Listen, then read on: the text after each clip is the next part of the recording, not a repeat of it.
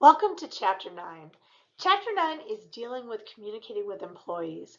In this chapter, you're going to find not only this, but you're also, or in this module, you're not only going to find this chapter, but you're going to find a case study that you're going to be examining while you're considering dealing with your employees.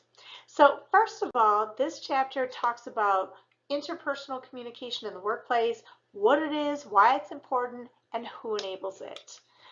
Further, it talks about your interpersonal style and the idea of being assertive.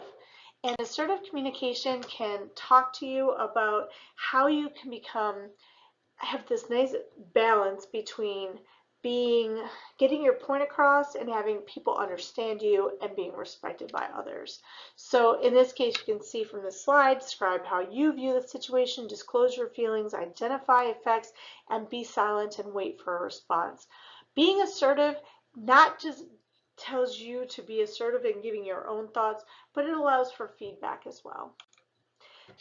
In this chapter, it talks about nonverbal communication and the importance that nonverbal communication has when you're dealing with people that you work with, and it is truly important. It deals with space, time, as well as the concept of touching. Further in this chapter, it deals with effective listening, looking at different listening styles, looking at different listening types. Also, thinking about different tactics that you think about regarding verbal or effective listening, whether you're asking questions, you're developing some common interests, not dominating conversations, avoiding silence, and also descriptive responses. There are also some nonverbal tactics that deal with gestures, open body posture, being alert but relaxed, leaning forward, and involved facial expressions. So one of the other concepts that they talk about in Chapter 9 is motivating employees.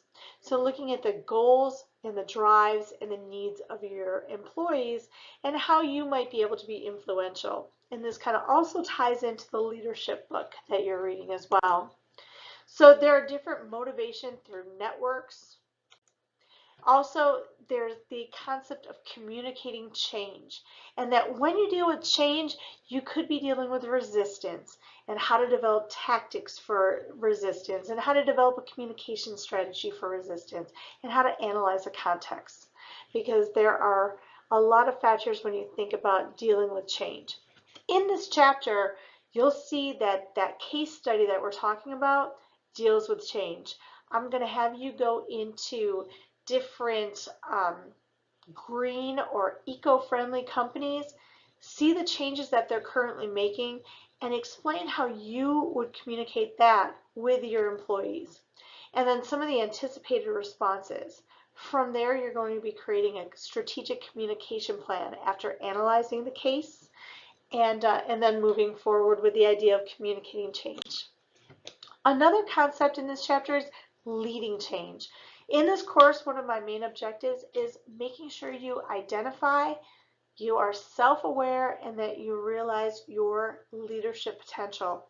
So it's not just your leadership qualities, but it's the delivery and the culture that you're trying to establish. So these are some of the concepts with leading change. So given these points, I want you to think about Chapter 9, enjoy reading it. There's a quiz with 10 questions at the end, and I hope you enjoy it. If you have any questions, just email me at any time. Have a nice day.